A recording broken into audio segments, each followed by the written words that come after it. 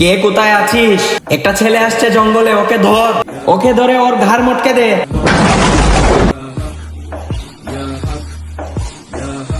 সালামু আলাইকুম ইমাম সাহেব।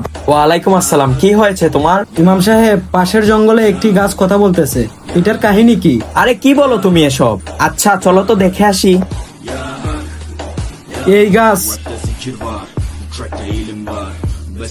এই গাছে যদি কোনো কিছু থেকে থাকো তাহলে আমার সামনে আসো।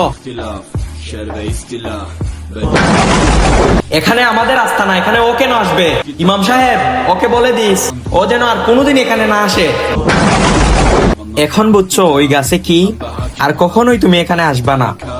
জঙ্গলে ঘর বাড়িতে অনেক সময় অনেক খারাপ জিন বসবাস করে, আমাদের উচিত ওইসব জায়গা থেকে বিরত থাকা। হে আল্লাহ, আপনি সবাইকে এসব খারাপ জিন থেকে রক্ষা কইরে।